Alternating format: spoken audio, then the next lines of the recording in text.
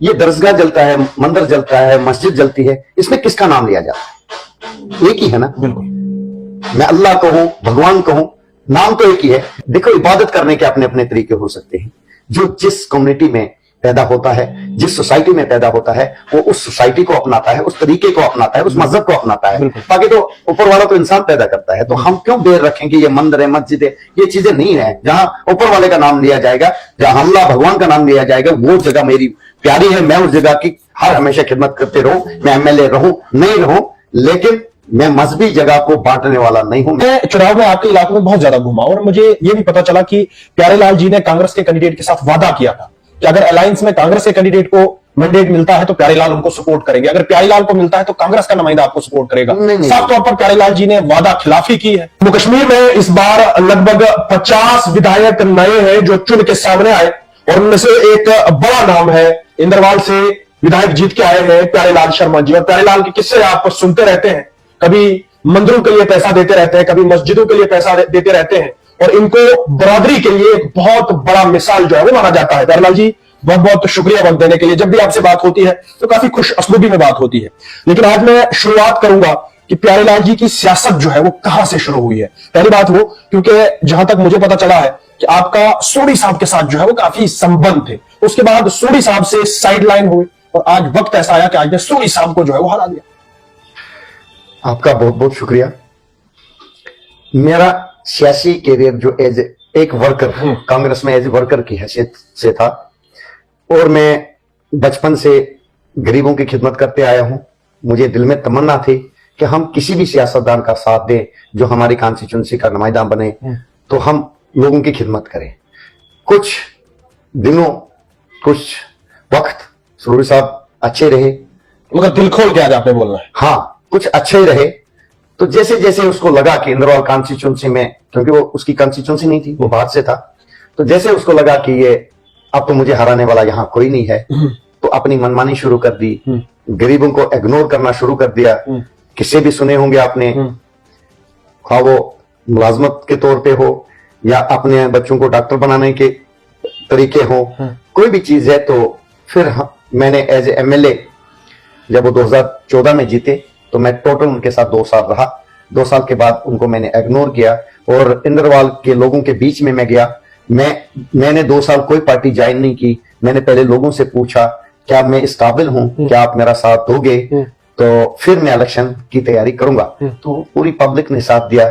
मुझे कहा कि आप आइए और हम आपके साथ खड़े। पब्लिक ने बेशक प्यारेलाल जी को साथ दिया था, लेकिन पार्टी ने उस वक्त प्यारेलाल को साथ नहीं दिया था। नहीं, देखिए, पार्टी मैंने ज्वाइन की 2019 में। 2017 से लेके 19 तक 2 साल में इंडिपेंडेंट रहा। मैंने कोई पार्टी नहीं ज्वाइन की। ये नेशनल कॉन्फ्रेंस ज्वाइन करना मेरे इंदरवाल के लोगों का फैसला था।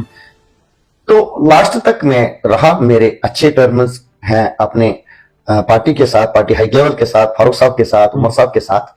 जब मैंडेट का टाइम आया तो पार्टी की कुछ मजबूरी हुई, जिसमें पार्टी को कांग्रेस के साथ हाथ मिलाना पड़ा। और पिछले 20-25 साल से इंदरवाल कॉन्स्टिट्यूंसी कांग्रेस ही जीती आई थी।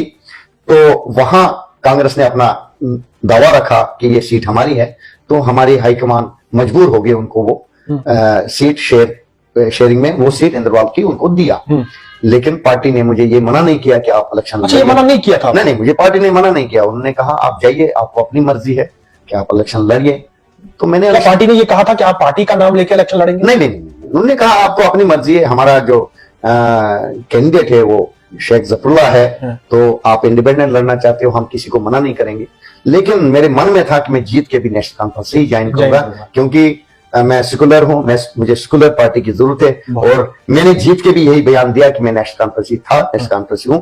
और मैंने जाके पहले ही लोग जश्न मना रहे थे जो एमएलए जीते थे, और मैं सुबह पहुंचा 10 बजे और मैंने उमर साहब को अपनी सपोर्ट दे दी। मैं चुनाव में आपके इलाके में बहुत ज्यादा घुमा और मुझे यह भी पता चला कि प्यारेलाल जी ने कांग्रेस के कैंडिडेट के साथ वादा किया था कि अगर अलायंस में कांग्रेस के कैंडिडेट को मैंडेट मिलता है तो प्यारेलाल उनको सपोर्ट करेंगे, अगर प्यारेलाल को मिलता है तो कांग्रेस का नुमाइंदा आपको सपोर्ट करेगा। साफ तौर पर प्यारेलाल जी ने वादा खिलाफी की है।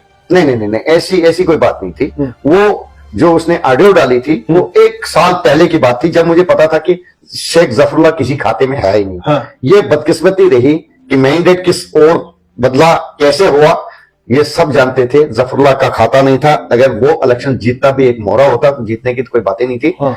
लेकिन ये लड़ाई सिर्फ गुलाम मोहम्मद सुरूरी की थी, और गुलाम मोहम्मद सुरूरी की एक चाल थी कि अगर मुझे नहीं तो जफरुल्लाह को दो। हाँ। कांग्रेस पार्टी इसी पे अड़ी थी। हाँ। ये तो उसकी चाल थी।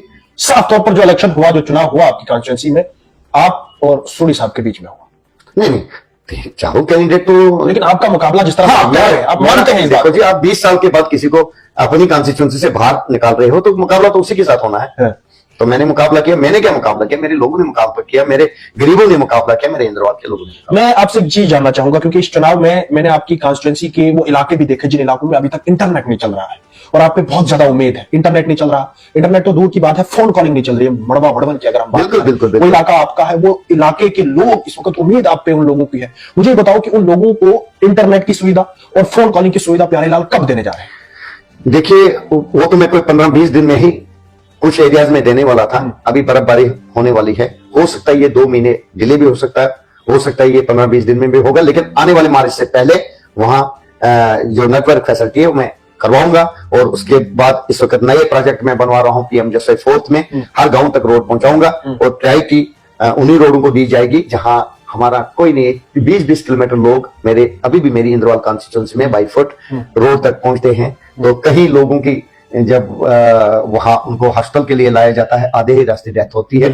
तो मैं चाहता हूं ये सिस्टम में आने वाले साल 1.5 साल में आपको ऐसी हालात इंद्रवाल में नहीं मतलब मिलेंगे। इंद्रवाल अब जो है वो सितारा बनने वाला है। बिल्कुल सितारा हम कोशिश करेंगे। सितारा तो बनना चाहिए था 20 साल 25 साल। नहीं, आप पे उम्मीदें भी हैं।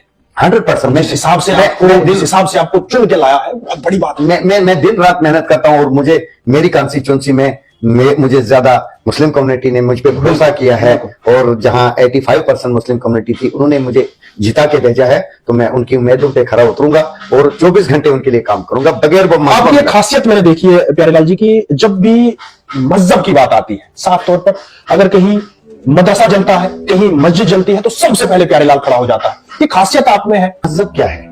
हम तो पहले इंसान हैं। ये दरसगाह जलता है, मंदिर जलता है, मस्जिद जलती है, इसमें किसका नाम लिया जाता है? एक ही है ना। बिल्कुल। मैं अल्लाह कहूं, भगवान कहूं, नाम तो एक ही है। देखो, इबादत करने के अपने अपने तरीके हो सकते हैं। जो जिस कम्युनिटी में पैदा होता है, जिस सोसाइटी में पैदा होता है, वो उस सोसाइटी को अपनाता है, उस तरीके को अपनाता है, उस मजहब को अपनाता है। बाकी तो ऊपर वाला तो इंसान पैदा करता है। तो हम क्यों देर रखेंगे ये मंदिर है, मस्जिद है, ये चीजें नहीं है। जहां ऊपर वाले का नाम लिया जाएगा, जहां अल्लाह भगवान का नाम लिया जाएगा, वो जगह मेरी प्यारी है। मैं उस जगह की हर हमेशा खिदमत करते रहूं। मैं एमएलए रहूं नहीं रहूं, लेकिन मैं मजहबी जगह को बांटने वाला नहीं हूं। मैं मजहबी जगह को जोड़ने वाला मैं बांटने दूंगा नहीं। मेरी कॉन्स्टिट्यूंसी में ज्यादातर तो मैं डिस्ट्रिक्ट में कोशिश करूंगा, लेकिन मैं अपनी कॉन्स्टिट्यूंसी में कभी भी बांटने नहीं दूंगा। उस टाइम तो मेरा आखिरी टाइम होगा जिस टाइम भी ये मजहबी रंगत मेरी कॉन्स्टिट्यूंसी में होगी। मैं सब मजहबों की इज्जत करता हूं। जो किसी की मजहब की इज्जत करेगा, ऊपर वाला बोलता है आपकी मजहब की इज्जत खुद ब खुद मिलेगी। मुझे ये बताओ कि आपकी जो कॉन्स्टिट्यूंसी है काफी फारफ्लंग एरिया है। आपकी जो कॉन्स्टिट्यूंसी है उसमें आपका एक इलाका है ब्लॉक भोंजवा, जी, जहां पे बहुत सारी चीजों की जो है वो जरूरत है। आपने दौरा भी किया, मैंने देखा। उन लोगों को सहूलियात कब पहुंचेंगी? साफ तौर पर मैं ये समझना चाहूंगा कि सड़कों की काफी ज्यादा खस्ता हालत है उस इलाके में। किस तरह से देखते हैं आप? दौरा करके भी आए, उन लोगों को कब उनका जो है वो इंसाफ मिलने जा रहा है? देखिए, बोंजवा की जो बात है, बोंजवा में वही लीडर रहा, वही ठेकेदार रहा। तो जहां आप पटनाजी कित्थर एक इलाका है, लास्ट वही कित्थर पड़ता है, वो रोड मेरे पास थी। कई चीजों के कारण 10 किलोमीटर मैंने बनाई, तो उसके बाद वो रोड फोरक्लोज करनी पड़ी, कोई लैंड इश्यूज के, कोई कोर्ट केसेस की वजह से। लेकिन जहां मैंने 5 साल पहले उस रोड को पहुंचाया था, वो रोड अभी भी वही है। उसके बाद सेकंड टेंडर जो दोबारा टेंडर हुए, उसी लीडर ने डाले अपने हरम के नाम, लेकिन मलाई खा के वो भी चले गया। अब तीसरी बार टेंडर हुआ, तो मैं उम्मीद करता हूं और मैं विश्वास दिलाना चाहता हूं, आने वाले 6 महीने 7 महीने के अंदर अंदर कित्थर तक रोड पहुंचाऊंगा। बाकी जो आज पीएम जैसे 4th में प्रोजेक्ट बन रहे हैं, उनमें फर्स्ट प्रेफरेंस मैंने बोंजवा को दी है। कम से कम 7 से 8 हमारी स्कीमें जो हैं, बड़ी बड़ी जितने 10 किलोमीटर 5 किलोमीटर 7 किलोमीटर की लेंथ के हैं, मैं विश्वास दिलाना चाहता हूं वो रोड में बनाकर रहूंगा। और आप देखिए, हमारी पीएससी बोंजवा है, बिल्कुल लैंड अवेलेबल है, आपको पीएससी बिल्डिंग नहीं है। मैं विश्वास दिलाना चाहता हूं कि मैं आने वाले मार्च तक पीएससी बिल्डिंग पूरी सैंक्शन करवाऊंगा। आपकी तहसील है, आपको तहसील बिल्डिंग नहीं है। तो ये चीजें मैं करने जा रहा हूं। मैं चाहता हूं मेरे बच्चे बोंजवा के डिग्री कॉलेज नहीं है।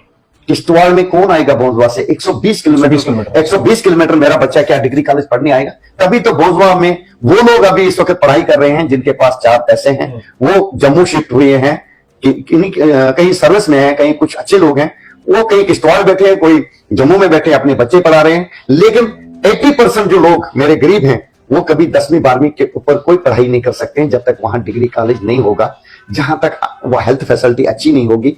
तो मैं चाहता हूं इस सिस्टम को ठीक करने में तो टाइम लगेगा, लेकिन मैं कोशिश करूंगा अपने ही टर्नओवर में जितना मुझे टाइम दिया है लोगों ने खिदमत करने का, मैं इसी में पूरा करके रहूंगा। आपको टूरिज्म के स्पॉट हैं आपके भोजवा में, विमल नाग जैसे ऐसी जैसी जगहें हैं, तो मैं चाहता हूं उनको केडीए में लाया जाए और टूरिज्म मैप पे लाया जाए, ताकि हमारे बेरोजगार लोग भी 4 पैसे कमाए। चलो मजदूरी करेंगे अगर उनको मुलाजमत नहीं मिले, लेकिन कम से कम तो वहां के मजदूर कोई दुकानदारी करेगा, कोई होटल करेगा, कोई पोर्टर का काम करेगा। तो मैं चाहता हूं, लेकिन अभी तो 2 ही महीने हुए, तो मैं चाहता हूं, मैं करने के लिए तैयार हूं और मैं उम्मीद करता हूं कि हमें अपना स्टेटहुड वापस आए और हम अपने ऑनरेबल सीएम साहब से ज्यादा काम करवाए।